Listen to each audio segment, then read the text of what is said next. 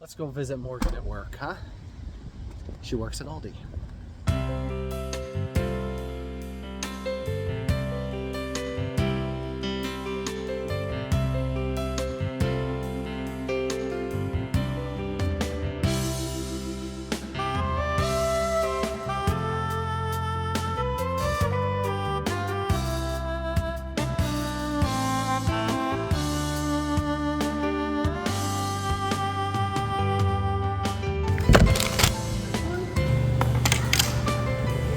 Hello. No. Every time I make spaghetti, I always forget the Parmesan. So Morgan just reminded me, so now I gotta go get that.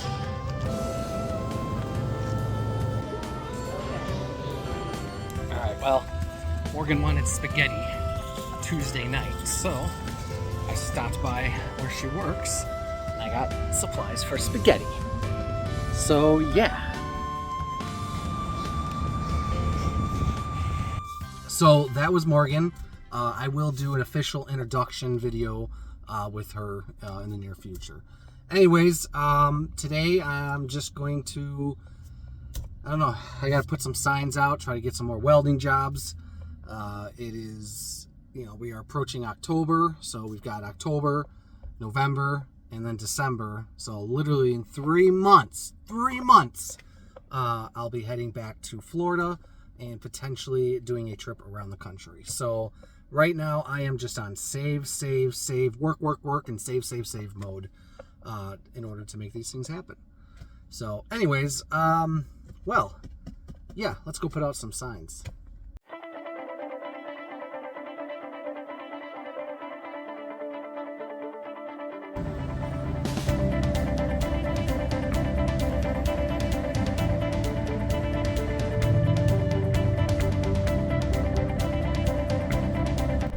When I start making these videos, I sometimes have no idea what to talk about.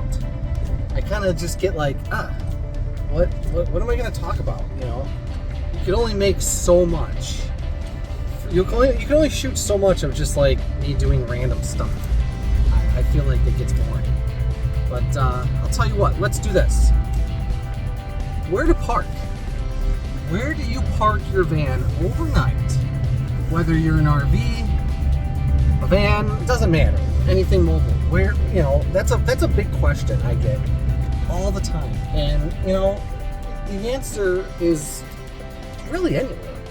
I mean, you can go anywhere that you're going to get away with. So let's do this. I'm going to give you some examples of where I park. So check this out. Costco parking lot. I personally have never parked overnight at a Costco, but I've heard of some other van lifers and RVers or whatever doing it. I'm sure you get away with it, but again, don't stay there for more than 24 hours. Not even 12 hours. Spend the night. Get in early. Get in late and then get out early. That's my recommendation if you're going to stay the night at Costco. Okay, so here's another one. I really don't do this that often. But there has been a couple times where I had parked in industrial parking lots. So if you ever have an area where it's all industrial, depending on what I'm doing the next day, most of the time it's because I'm doing a welding job somewhere in that area. So I like to park as close as I can the night before. So this particular parking lot that I'm in right now, this is a parking lot for this building. This is the property. I would never park in this particular parking lot. The type of parking lot I would park in would be a parking lot where there's multiple businesses associated with that parking lot.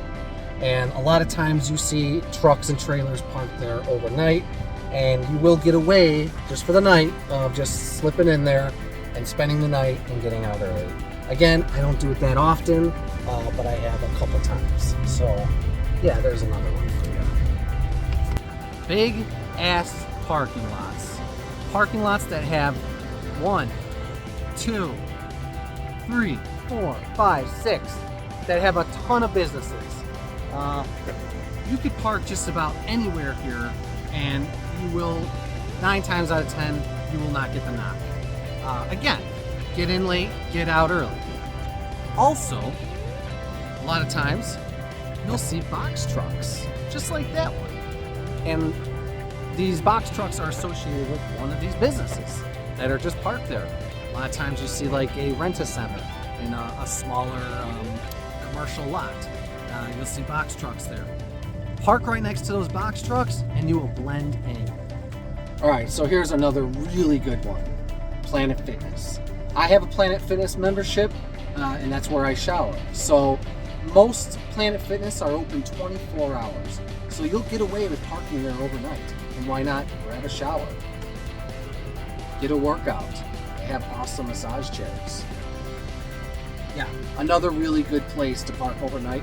Also, Planet Fitness is just about everywhere. So anywhere there's a Planet Fitness, to me, is home sweet home. Here's another common one for me. Menards. For some reason, I get away with parking at Menards all the time. They close at like 11, but yeah, again, I will park depending on what I'm doing the next day. So this parking lot right here, right across the street from Menards, is another very common spot for me. I park there all the time. I actually went one time last year, it was December. I think it was COVID, to be honest with you. It might have been, I don't know. I got sick and I was out for like an entire day. And I just isolated myself in the van for the entire day in that parking lot back there. It was for Keith's birthday. We went out to dinner and I started feeling ill. I barely even ate my dinner. And then I left and I went to the parking lot right down the street there. And that was it. I was done for the night and the whole next day. I was just out. So, yeah. So, probably the most common place, Walmart's a super common place to park overnight. It is kind of a thing throughout the country, but every Walmart's a little different. If you pull into one, just look for signs that say no overnight parking, because some Walmarts are a little more strict than others. Now this particular Walmart is in a location where this is a big parking lot and there's businesses and it's all commercial here. So you can park just about anywhere here and the odds are you'll get away with it. But again, don't be a jerk. Park one night. Don't stay there for like a week. Then, you know, you're just going to ruin it for all of us. I was just driving by and I saw this. I got to stop and look at it. Look at this thing. So my first van was a 2001 Econoliner, just like this. It was white. It was a 250, E250.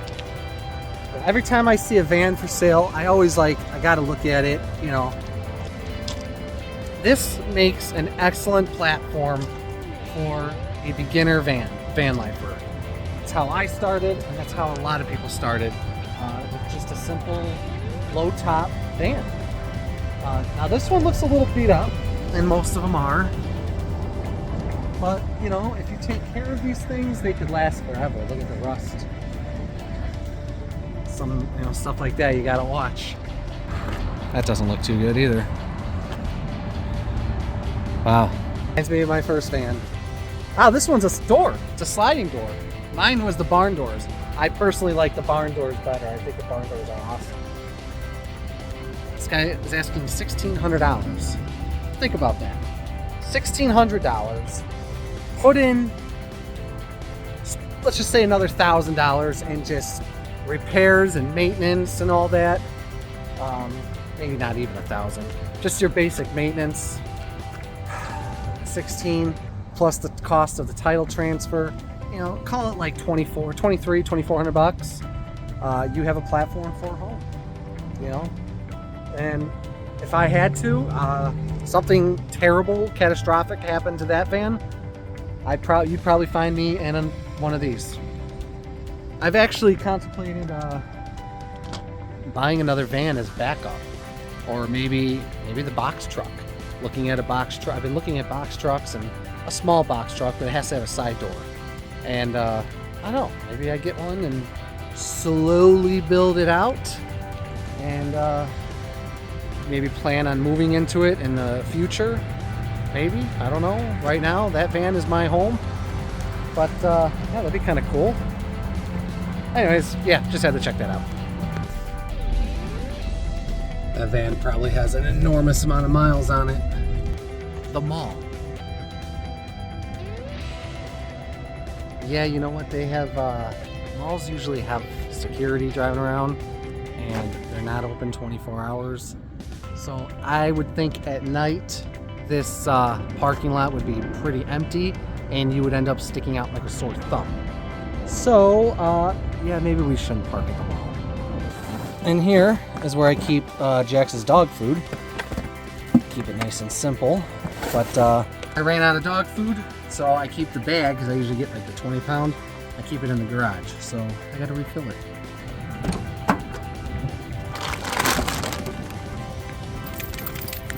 Hey, boy.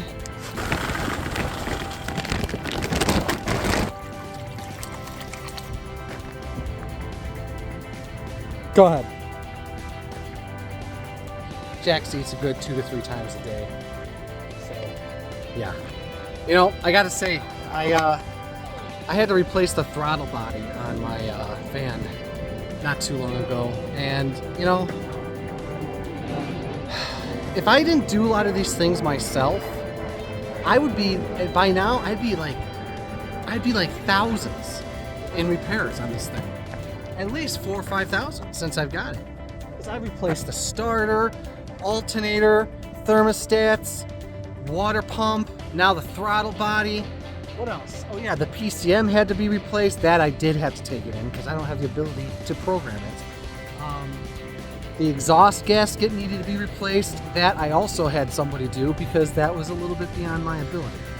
But most of the stuff I was able to do myself, saving an enormous amount of money. So, you know, if you're going to get into van life, definitely try to get into basic mechanics of stuff. So that way you have the ability to do a lot of the stuff on your own and you'll save tons of money. Funny story about this dog bowl. I had a golden retriever before Jax at the apartment that I had before I started van life, and I got this for him. I think it was at a Walmart. It's like 10 bucks, 10 or 15 bucks. And that was like 7-8 years ago. This dog bowl has gone a long way, and I love it because it. I'm trying to hold the camera and do this at the same time. You know, it pops out. You know, it's a pop-in like. So it's for storage, you know. Look at him. But yeah, no, this dog bowl, if you guys, here's another van life pro tip. If you have a dog in the van, get yourself a collapsible dog bowl because these things are awesome. Well, I don't really have too much more for you guys. So yeah, if you made it this far, you're the weirdo, not me. So anyways, thanks for watching, guys. Like, share, subscribe, keep it simple, keep it real. And I'll see you guys in the next one.